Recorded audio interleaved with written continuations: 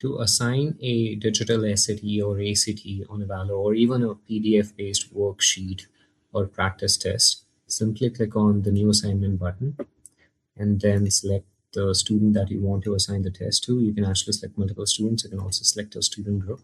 For now, I'm going to select Harry Potter as a student. And for the assignments, I'm going to select DSAT 1 by Evallo and the EACT 1 that we have recently launched. And I'm also going to select, let's say, a diagnostic test or maybe a PDF-based test. So let's say a past ACT, for which maybe there is a a PDF, like the practice tests, for example, were available in PDF format earlier. And let's say that I select a timer for the test and the due date when the test is due. It's already set, but I can change this right here.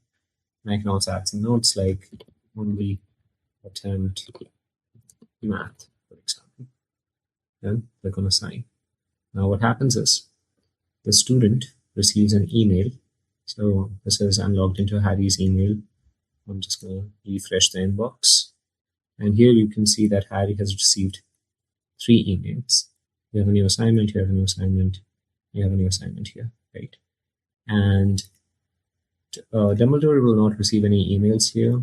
This is the tutor email, but they would receive an email if Harry, completes his assignment. So we're gonna try that as well. So here, I'm logged into Harry's account. When I go to Prepwork, I can actually access it via this or just look here. Now I can see these 3 tests that are assigned to me.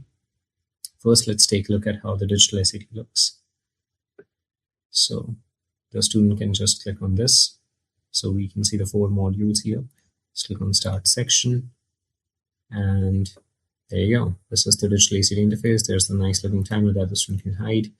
Multiple tools that are available, including the magnifier, where the student can magnify the test, the text, a answer eliminator through which the student can mark the answers out of the choices, and flashcards where the student can add some notes right here, and then finally, of course, the annotate tool where you can highlight an area with a color, add some notes to it, and then sorry, hold on, and then you can know how that is, and then you can save. So sorry, let's try that again. So let's say I want to hold the text and add a note to it. There you go. Right.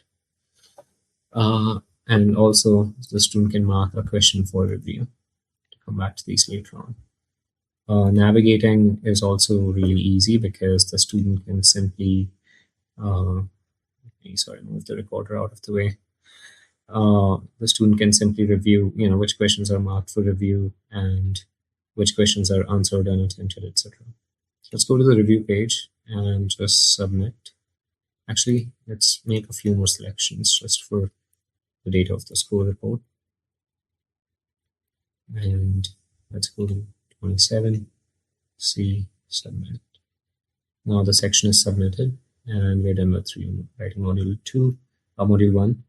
And now let's look at the math module 1, just so I can show you the Desmos calculator here, which is right there. And of course, as the student submits responses, the score report will include those responses as well in the same tools that are available to the student here. Now, let's say that Harry has submitted, just going to say an exit here. Harry has submitted the test. The admin can actually see which sections are completed. So here we can see that Harry has submitted the first module. This was the question that was marked for review. I want to, focus on this test alone.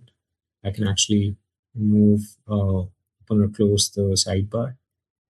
And this is how the question can be reviewed.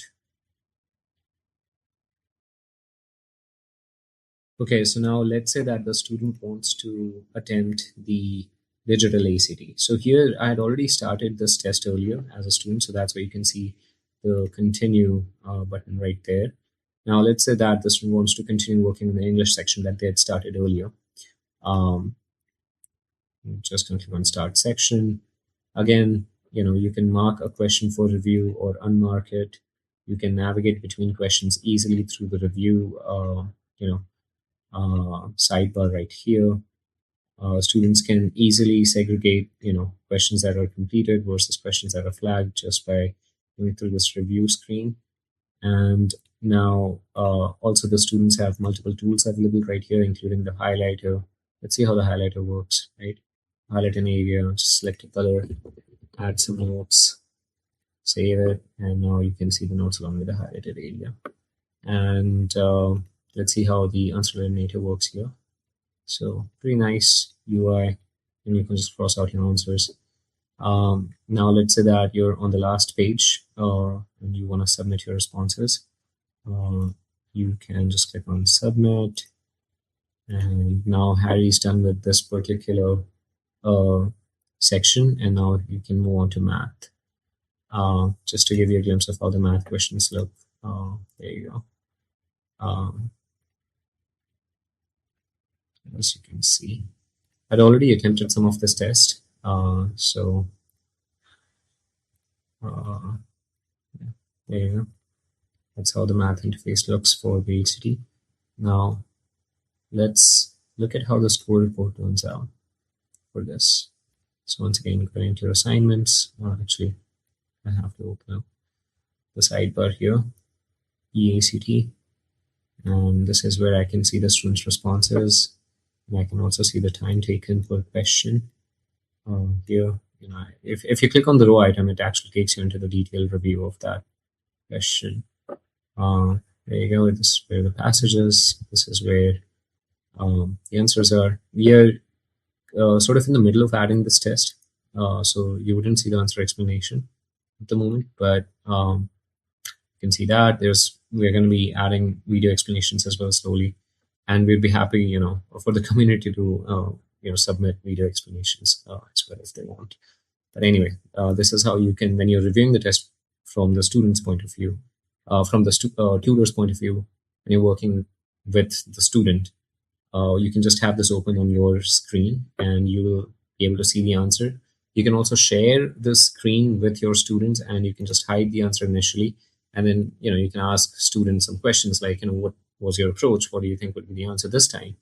And once the student, explains their process to you, you can then show the answer, and then you can, discuss the answer with the student and so on.